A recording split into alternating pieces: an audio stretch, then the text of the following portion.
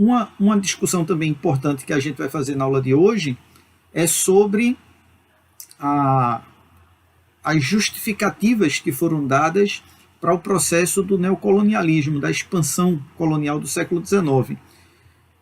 Vocês lembram da nossa aula anterior, onde a gente discutiu muito exaustivamente a ideia do destino manifesto, presente, uma ideologia muito forte, né, presente na expansão dos Estados Unidos para o oeste.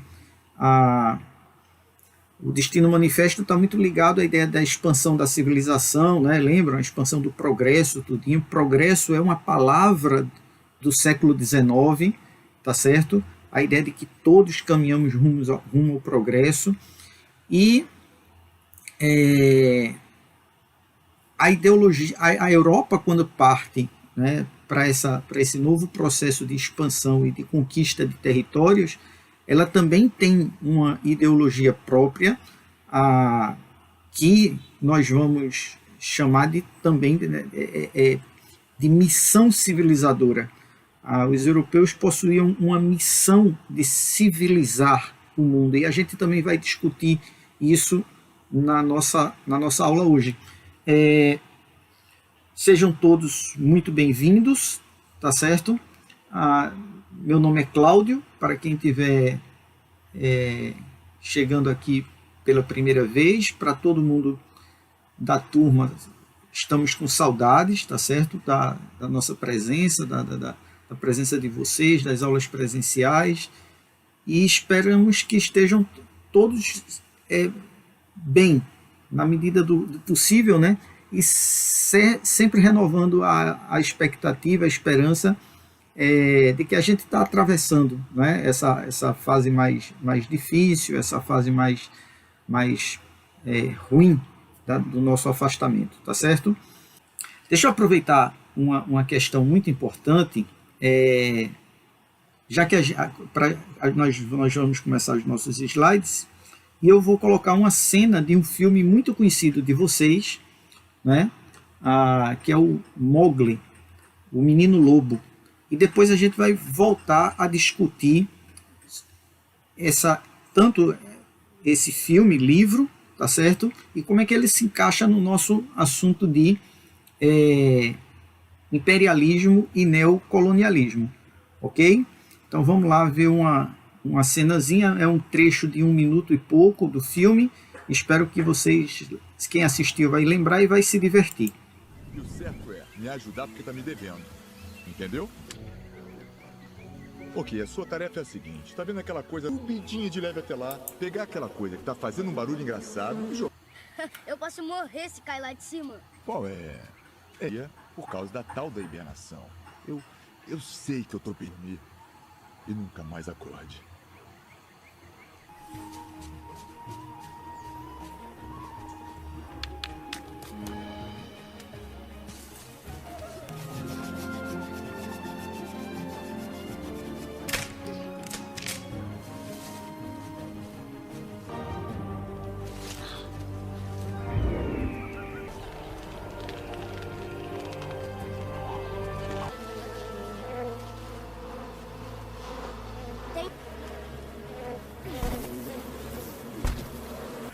Que ótimo. Eu teria ido eu mesmo, mas... Assim que os macacos sentem as picadas, eles se mandam. Não é um macaco. É o quê? Filhote de homem. Ele pegou mais um. Sai fora. É um filhote de homem. Filhote de homem? Tá sendo incrível, garoto. Está me picando. Aí, garoto. Tô vendo que você tá curtindo muito fazer isso aí. Aí, oh, delícia. Epa.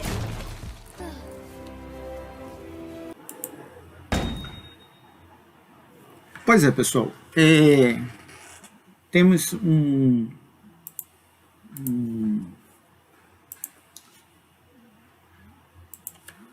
nós vimos esse trecho do Mowgli e a gente vai retornar para ele. Aqui a gente vou retomar para vocês essa ideia do progresso e do fardo do homem branco está profundamente difundida através da literatura no final do século XIX e início do século XX. Né? Começa com o livro da Selva, de Kipling. São 2 volumes, né? o livro das selvas e depois uma continuação. E aqui Kipling traz o seu personagem, eles são um conjunto de diversos contos. O Mowgli é personagem de 3 ou 4 desses contos, mas é o personagem que mais ganha a simpatia do público, né? Depois ele vai se transformar em livros, vai ganhar a cultura popular através de desenhos animados. O Walt Disney faz um desenho animado que muda muito a leitura do personagem nos anos 60. O desenho animado de Mowgli, se eu não me engano, é de 1967, mas depois vem os filmes, né, que retomam um pouco o espírito do livro. A cena de Mowgli que nós abrimos a nossa aula anterior, vamos recordar o que é que ela traz. Deve ver só. Qual é a história fundamental de Mowgli? É um menino perdido e criado por um lobo no meio da selva.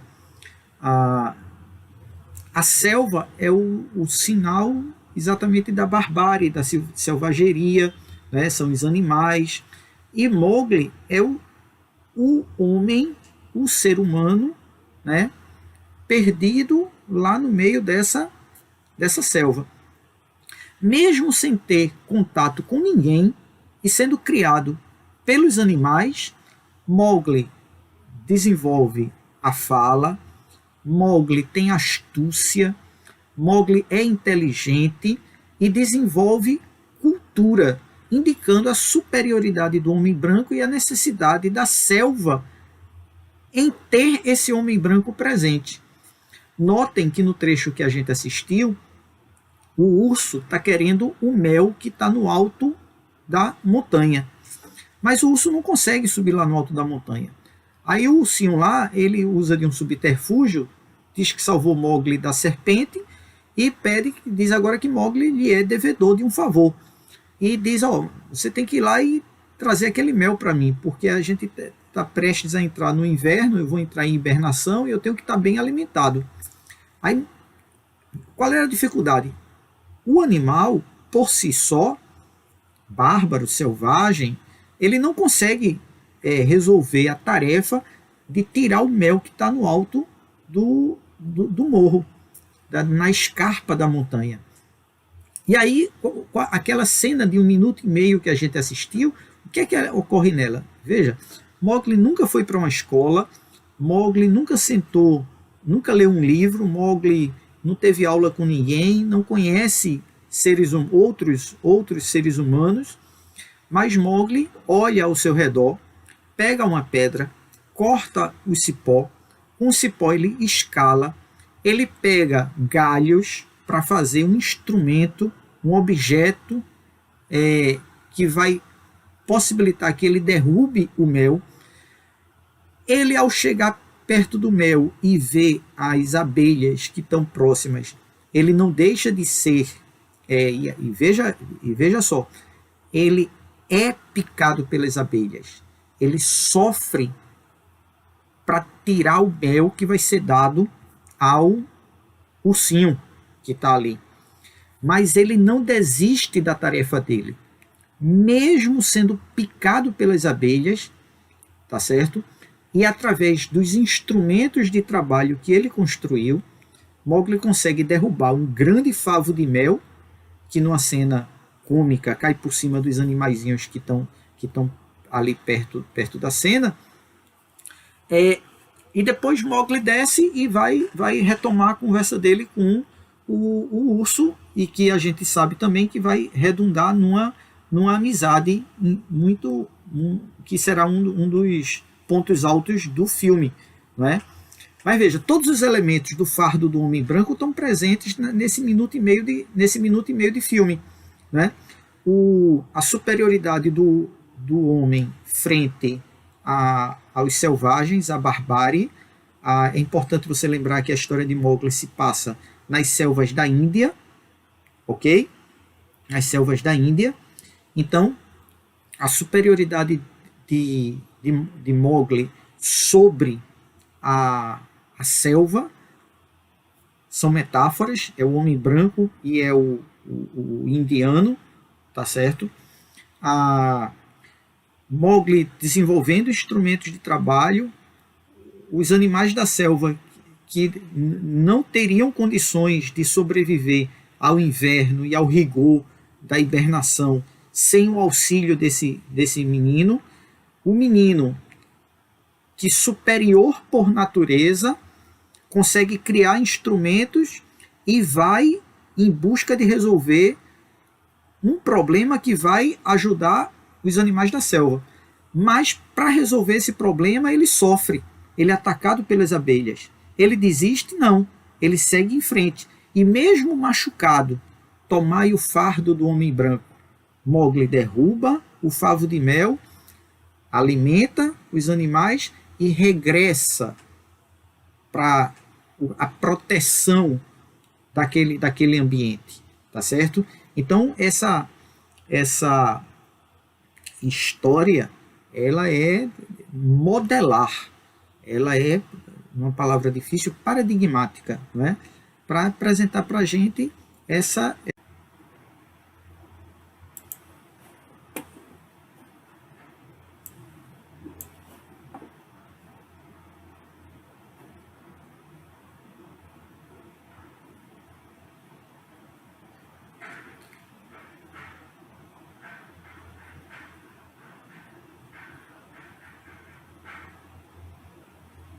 Pronto, vamos lá retomar.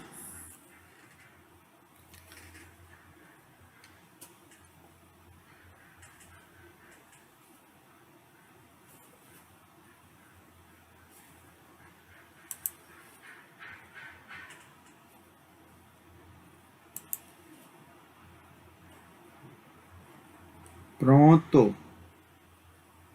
Acho que conseguimos. Vamos lá. Em 1912,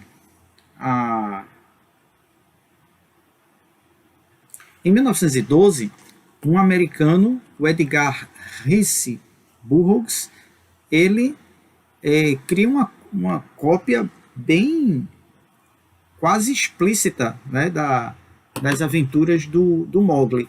Só que ele redefine o cenário. O Tarzan, ele é filho de um casal inglês, que o barco naufraga, o avião cai, depende da versão, tem algumas versões diferentes para essa história. E aí o marido, a esposa e a criança vão parar no litoral da África. Veja, trocou o continente. Mowgli é na Índia, Tarzan é na África. E o casal acaba falecendo, acaba morrendo, e o menino é criado não por um lobo, né, mas é criado por um macaco. E aí você tem Mowgli, o menino lobo, Tarzan, o homem macaco, que vai seguir o mesmo padrão da história de Mowgli. Tarzan, ele é o protetor dos nativos.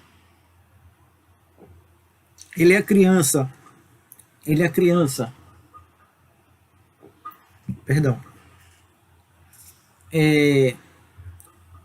que sem contato com outros homens brancos, denotando a superioridade do ser humano sobre os animais, né? E note que é sempre em relação a uma determinada região, no caso a Índia, a África, determinando a superioridade do homem branco sobre essas regiões. Ele vai se impor, ele vai ajudar, ele vai se sacrificar, vai se arriscar, vai arriscar sua vida o tempo inteiro. Cada aventura, cada filme, cada livro, cada historinha aí do Tarzan, tem aqui um volumezinho do Tarzan, que foi publicado pela Marvel lá nos anos 70, não é? Saiu agora encadernado, A Origem do Homem Macaco e outras histórias. Então, cada historinha dessa, o Tarzan ele está se arriscando, ele está se pondo em risco a sua vida para defender os nativos, defender a selva, os naturais. Ele está cumprindo a missão do fardo do homem branco, tá certo? Nós temos ainda um outro personagem de quadrinhos que vai aparecer em 1936. Alguns de vocês possivelmente conhecem. É o Fantasma, o espírito que anda, né? Tem também aqui um gibizinho do Fantasma, né? Crônicas do Fantasma. São reproduções das primeiras histórias, está aqui ainda em preto e branco, né? Mas o gibizinho é contemporâneo. E a ideia é a mesma. No caso do Fantasma, há um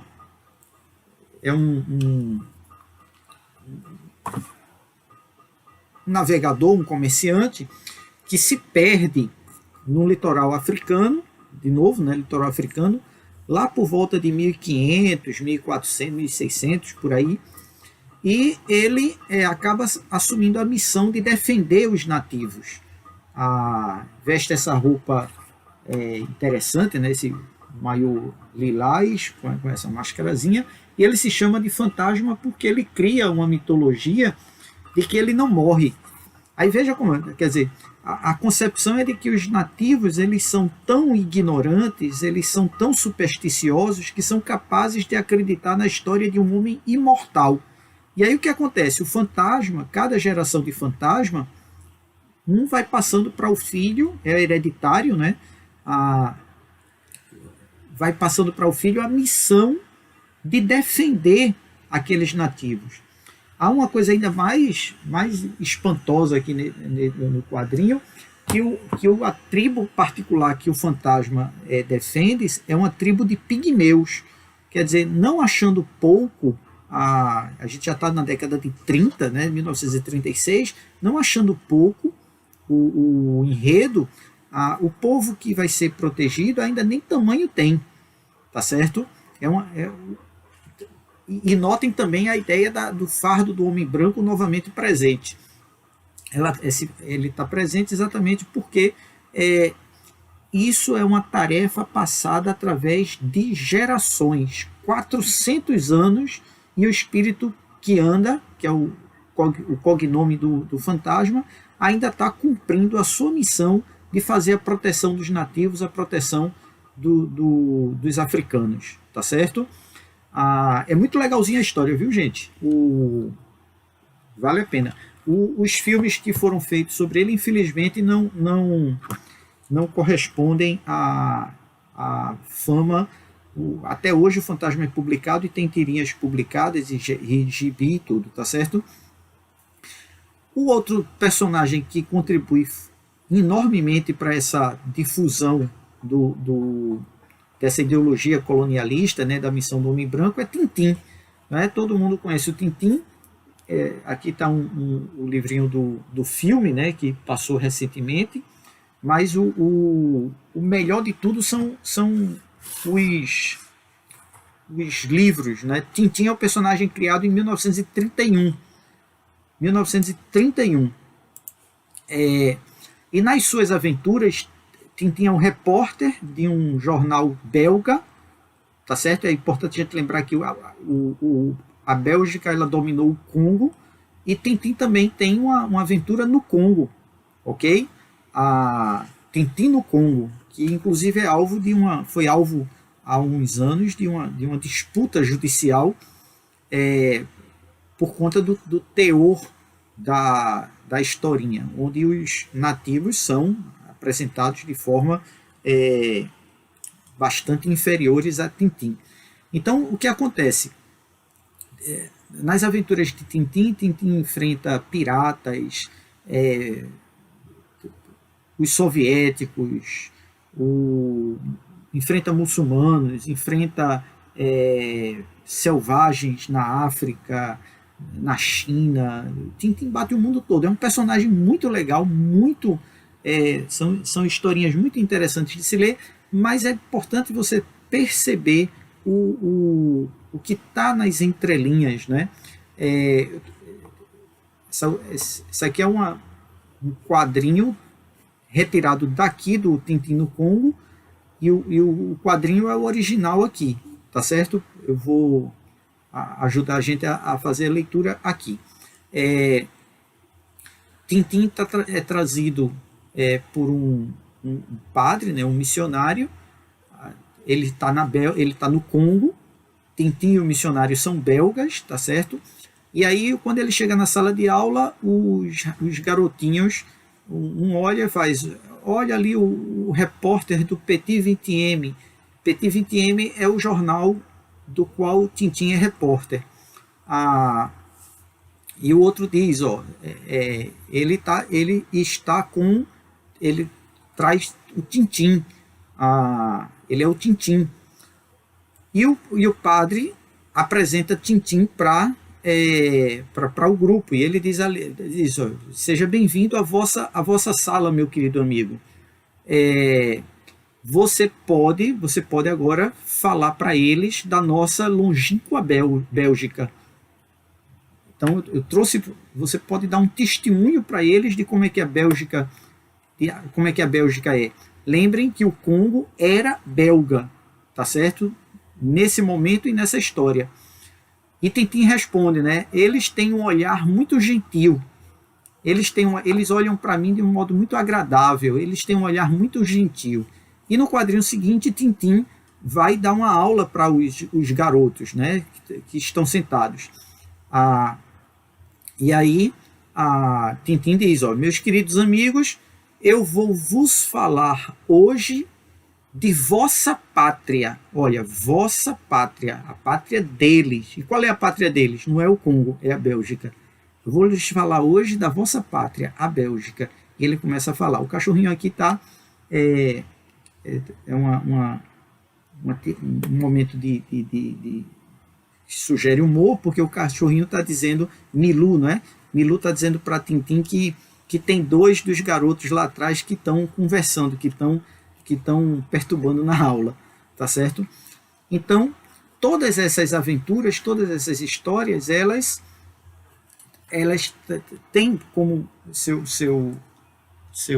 pano de fundo essa questão do fardo do homem branco.